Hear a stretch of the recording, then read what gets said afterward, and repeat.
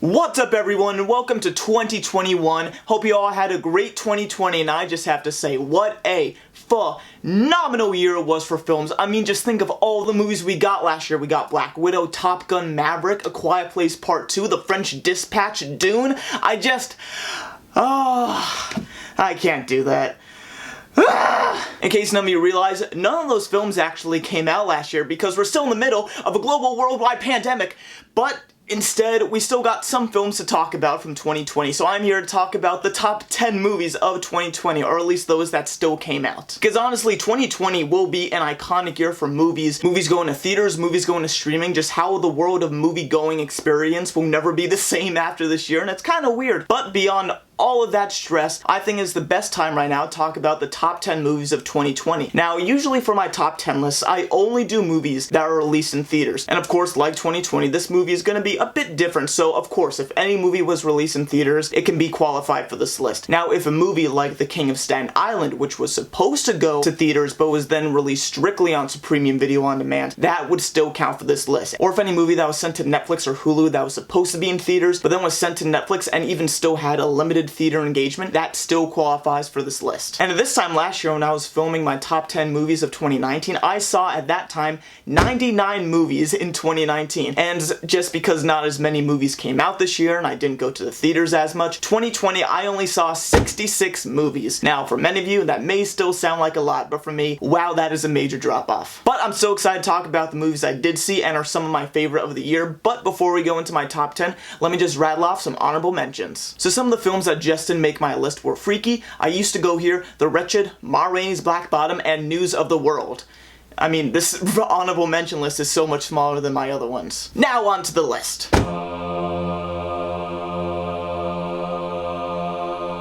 Kicking off my top 10, we got the film The Way Back. This was honestly one of the last films that came out in theaters before the pandemic back in March, and it is directed by Gavin O'Connor, starring Ben Affleck. The two of them are reuniting from The Accountant, and in this film, Ben Affleck, he is an alcoholic who has had some serious trauma in the past, and pretty much he's been hired to coach this basketball team that's really down on their luck. And so while he is trying to help the basketball team become a better team, in the same way the basketball team is helping him with his alcoholism. And this really was just a feel-good movie of Ben Affleck recovering as an alcoholic in the film and also in real life as well. So just knowing that element of the film, you really care for Ben Affleck's character a lot more. And just also seeing the basketball team that he ends up really caring about do better, it just feels very good. It makes you feel warm inside. The performances were very good, especially from Ben Affleck, and the ending was a bit peculiar because it's not your typical underdog basketball story that we've seen a lot, but it still satisfies the story, but I can see a lot of audiences not really enjoying the end. Personally, for me, I was thrown off, but I still enjoyed it. Next up at number 9, we got was pretty much one of the biggest films of the year, and it is Tenet. I reviewed the film back over the summer if you want to watch my review then, but pretty much I feel the same. I've not gone to rewatch this film, so honestly,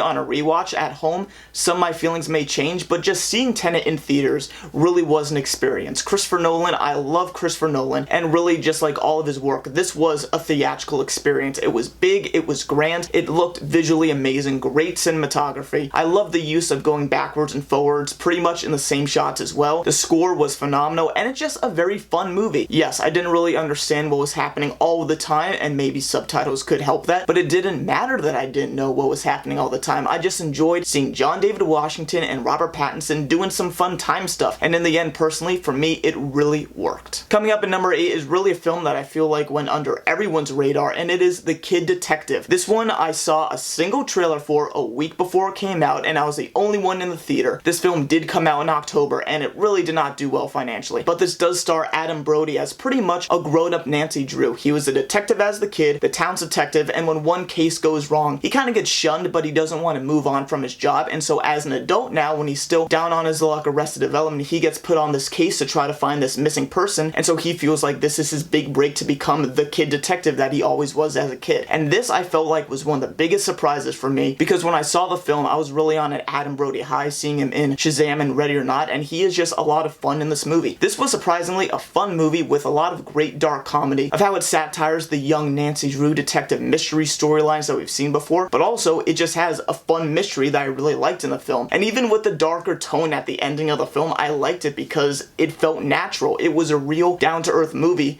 with its higher concept that we don't really get that much anymore. It's coming soon on video on demand, and I really highly recommend this film. Next up at number 7, we got The Vast of Night, and this one was released during the summer in drive-ins and eventually released on Amazon Prime. And this movie is technically phenomenal because this movie is very simple at its core, because it stars two teenagers in the middle of the 1950s in Arizona with really nothing to do, and they think that there's a UFO sighting, and so these two kids just try to find out what's going on with this UFO. And it's a very simple movie, but the way that it's directed from Andrew Patterson, having rather extremely long takes, there's a single, what felt like 10-minute take that I never felt was boring at all, and really just one phone operator talking to other people on the line, and it went on for 10 minutes, but because of the use of the dialogue and the story and the topic of aliens, I found this film to be surprisingly gripping. Yes, at some points it does linger on, but I think the use of long takes with the cinematography, especially how Andrew Patterson was able to get from one side of the town to the other in what I'm pretty sure was one take, and it just felt like something that we don't really get anymore. And yes, by the end the story doesn't really amount to that much, but just experiencing this from a directing or a technical standpoint, truly surprising, and I would really look out for Andrew Patterson looking forward. Next up at number 6 is pretty much one of the biggest surprises of the summer, and is Hulu's Palm Springs. This one was supposed to be released in theaters by Neon, but was then sent to Hulu for streaming. And this one does star Andy Samberg and Kristen Milotti as pretty much a mix of a rom-com and a Groundhog's Day type loop situation, and I just found this film to be very surprising. It was a lighthearted, fun movie that really during the middle of quarantine was the movie we needed at the time. It had a nice message of moving on, while at the same time having fun and just finding your place with who you want to be with and why you want to be with them. It takes a concept that we've seen before, a romantic comedy at a wedding, and also the time loop story, which we have been getting a lot more recently, and then combines them into something that we have seen before, but also something new. It is a very fun,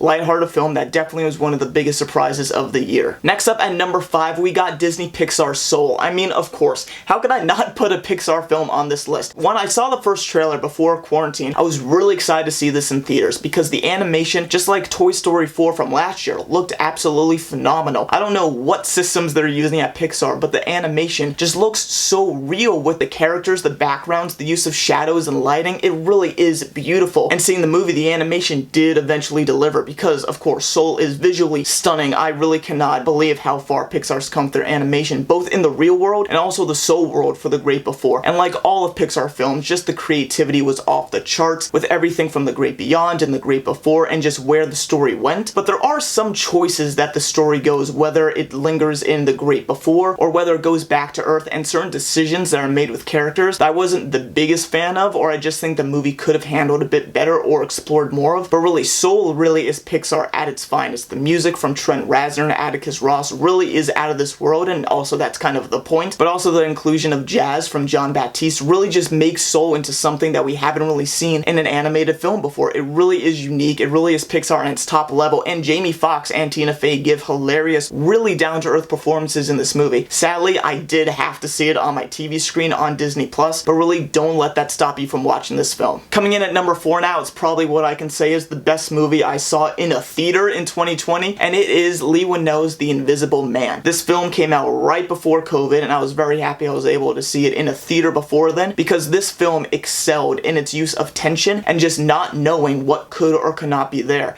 2 years ago, Leigh Whannell was also on my top 10 list for his film Upgrade, and since he's back on this list, I just think that means I should always look out for a Leigh Whannell film, because everything he does from the tension and directing really is so strong. Elizabeth Moss is the star of this film. She really brings in her A-game of portraying a person who is in an abusive relationship, but also has to look crazy to the outside world even though she knows that she's sane. Or is she really going insane? These are the issues that Elizabeth Moss perfectly explores in this performance. And the movie for the entire time keeps you on their toes. Is there something in the corner? Oh, did that chair just move? And honestly, this movie gave me one of my favorite shocking scenes of the whole year that involves a restaurant. That restaurant scene has really shocked me and has stayed with me until now. I was really surprised by The Invisible Man, and I will definitely look forward to more of Leigh Whannell's work. Next up at number 3, we got Run. This film was supposed to come out in theaters, but then eventually Hulu bought it and presented it on its streaming platform, and this film actually surprised me because this film film's story is one that I've seen a lot, what I call the bubble boy story. It is about a parent who is very overprotective of their kid and lies to them about having all these fake diseases. And in those other films, it's usually a romantic film or a comedy film, but Run actually surprised me, in which it's not only just a thriller, but it's a very tightly tense thriller that really keeps you on its edge, especially from the great performances from Sarah Paulson and Kiera Allen, who I really think could have a great future because she was really surprising in this film. Everything from the performances to the short runtime, which I think kept the pacing of this film, really surprised me, and I think I owe it all to the director of Anish Chaganty. 2 years ago, once again,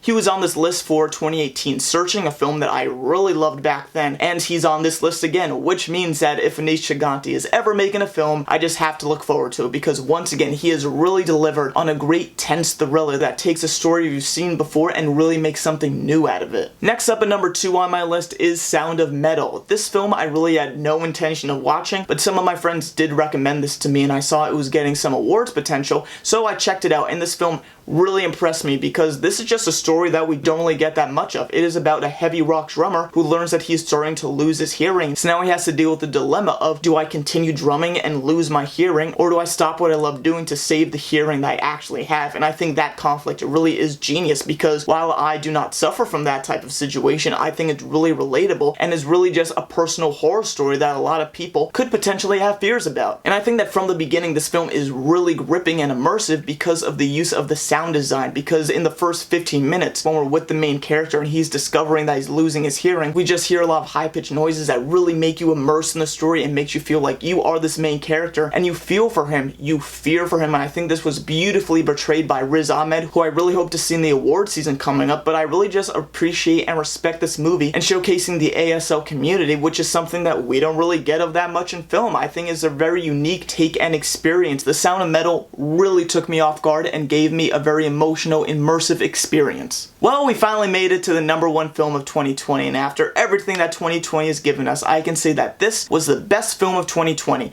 and it is The Trial of the Chicago 7. This film was not only written by Aaron Sorkin, but it was also directed by Aaron Sorkin. From 3 years ago, he did Molly's Game, a film that he wrote and also directed, and this time he has come back to do both, and just like Molly's Game, I really like this one too, because Aaron Sorkin, I just think, is a masterclass in screenwriting, and since he is directing, he can put his little touches in what he wants throughout the film, whether it's how certain dialogue relates to certain editing choices, or how characters say one line from a scene to another scene. The way that he writes and directs his film, the editing, it just flows so well, and honestly, every performance of this film is great. Eddie Redmayne, Sacha Baron Cohen, Joseph Gordon-Levitt, an all-star cast, all delivering great performances. But the story in this film is really important because this film was made before 2020 and did come out after the riots and protests that happened during the summer, and it just shows that the story that the movie was telling from the 1960s is still relevant to today. The Trial of the Chicago 7 really is peak, typical Aaron Sorkin, and honestly, that's not a negative for me because I pretty much love anything that he writes, and seeing him in the director's chair really is a treat because he does deliver a great story with a great cast and superb writing. I highly recommend The Trial of the Chicago 7, as it is the best movie of 2020 for me. It is currently streaming now on Netflix, and I really hope to see this in the Best Picture category. And that's it for 2020. I mean, this was really a surprising year that honestly no one saw coming, but I really hope audiences, all of you, saw some really good movies this year.